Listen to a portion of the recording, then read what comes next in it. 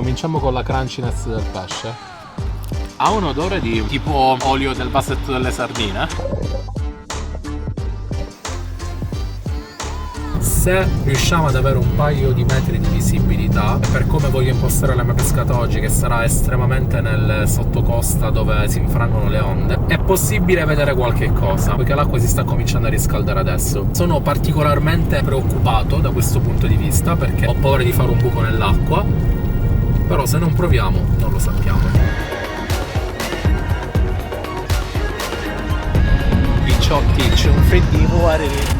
Allora, siamo a Portland Bill, guardate che spettacolo, è un posto meraviglioso, ogni volta che vengo è come se fosse la prima volta a tutti gli effetti.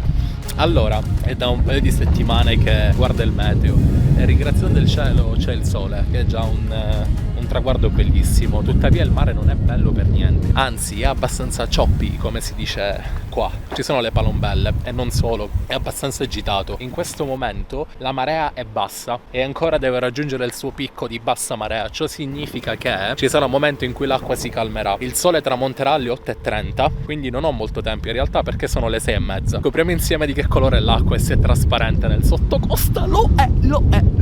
Ho dato un'occhiata veloce, non sembra esserci la foca che ho incontrato l'ultima volta. Vi metto il link qua sopra. Destabilizzante, direi, vederla in acqua di nuovo. Mi premeva vedere le condizioni dell'acqua e più che altro quanto è veloce, quanto è mossa. Voi direte perché? Allora ragazzi, una cosa di cui non si parla spesso, in certe situazioni a volte è più sicuro non utilizzare la boa. Ora è difficile che qualcuno trovi le palle di dirvi che spesso e volentieri la boa non si usa, ma è così, è un dato di fatto. Tantissimi pescatori pescano senza boa, il più delle volte per una questione di comodità, perché le azioni di pesca avvengono in maniera più semplice e spensierata. Oggi non mi sento io di utilizzare la boa poiché c'è una fortissima corrente, peraltro pescando esattamente in mezzo alle pietre dove si infrangono le onde, poiché non voglio uscire fuori. A, non ne vede il motivo, B, è troppo pericoloso, sarebbe soltanto un problema e soprattutto sarebbe di intralcio alle mie azioni di pesca. Tuttavia la boa si deve usare sempre, soprattutto quando c'è traffico nautico. Parliamone nei commenti.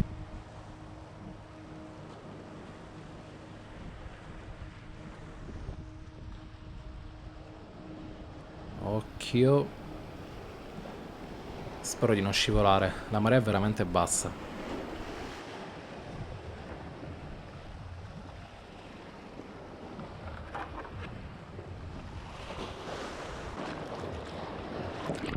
Per essere così mossa a cui arriva non oso immaginare come sia fuori. Pensavo fosse più limpida, però dai, è fattibile.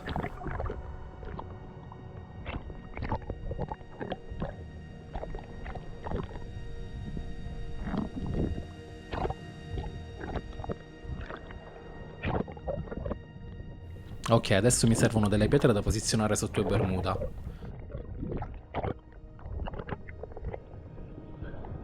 A bit colder now.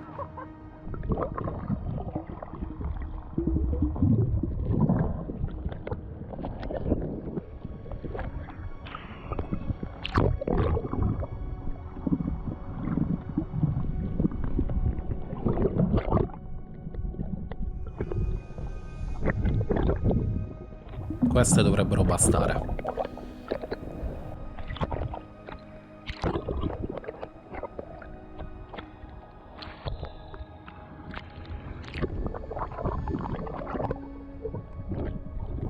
Ci mancava solo che perdevo la lastra di piombo e poi a voglia che pescare nel basso.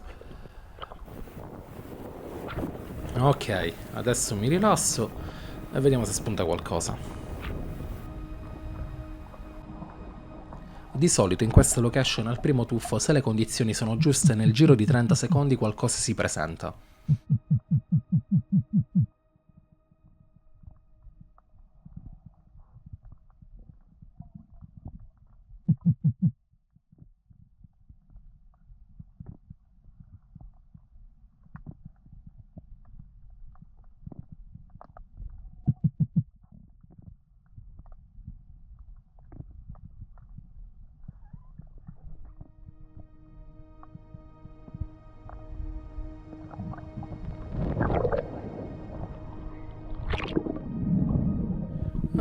Guarda là, una granzeola. Piccola. Anche se fosse stata decente dovrà l'avrei messa.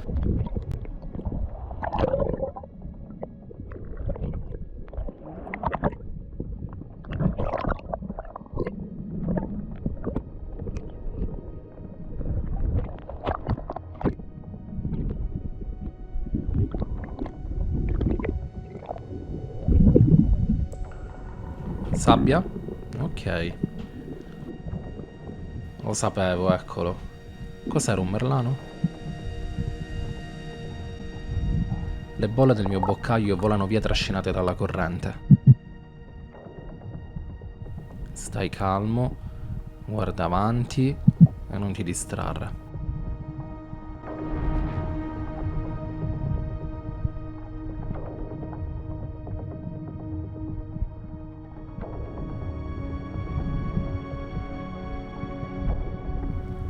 Eccolo. Piccolo.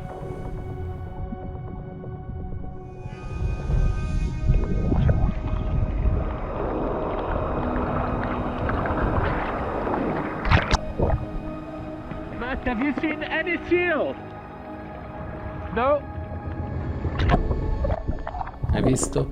Anche Matt non ha visto foche, quindi stai tranquillo. Rilassati e vediamo se ci sono cefali in mezzo a queste pietre. È impossibile rilassarsi, è come se il mare passando tra le rocce si velocizzi ancora di più.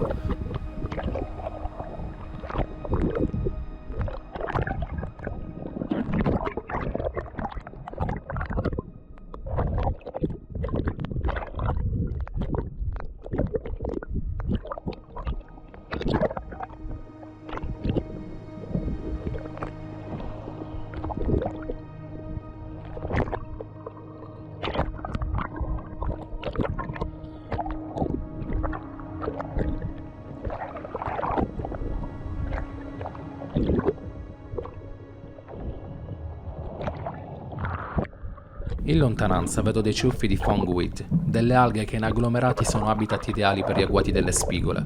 Faccio un ultimo tentativo.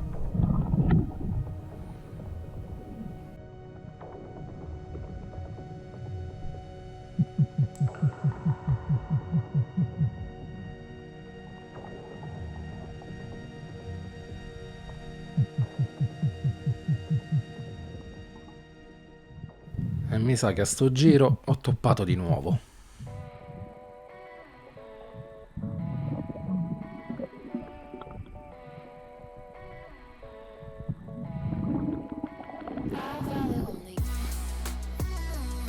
Picciotti, che malavita! Che malavita, un'ora in acqua, an hour in the water. Probably just over an hour. poco più di un'ora.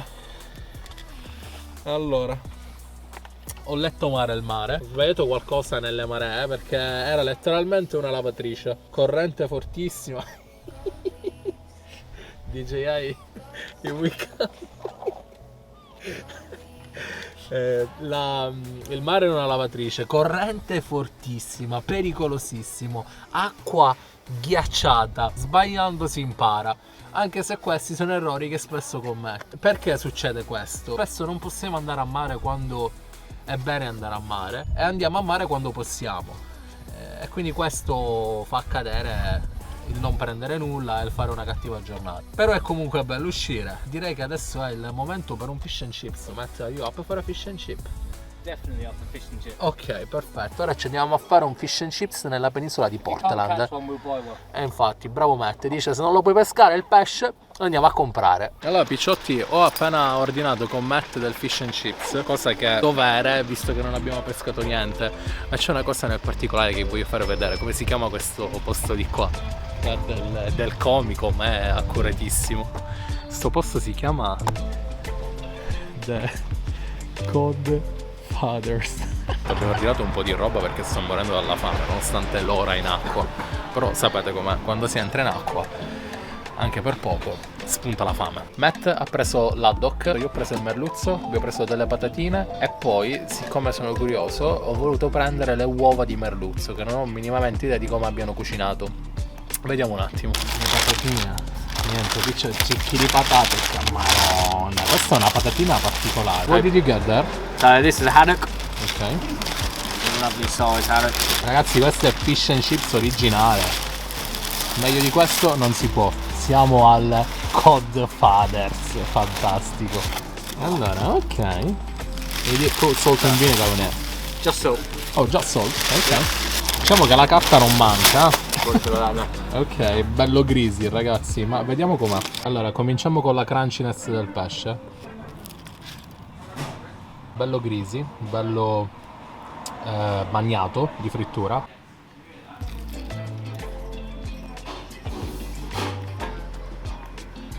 Buono, crispy, croccante, salato giusto. È semplice ragazzi, quando mangiate il fish and chips non vi aspettate chissà che cosa, è un pezzo di pesce pressoché insapore fritto nella pastella. That's it. La patatina? La patatina ragazzi, sono rimasto più volte in disappunto con la qualità e la texture della patatina, perché siamo abituati noi alle nostre patatine fritte. Qui sono molto morbide.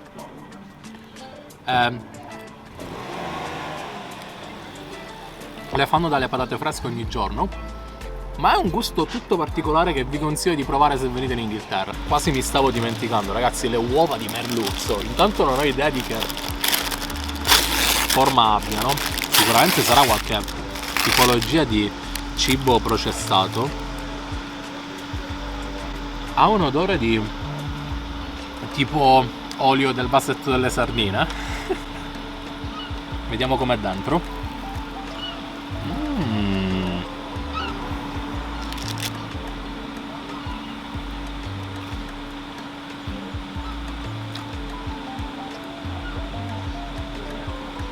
Molto particolare, ma è difficile un po' da descrivere. La texture vabbè morbidissima, sapore molto di pesce, ha quasi il sapore della polpa di granchio, particolare. Bene, bisogna provare ragazzi.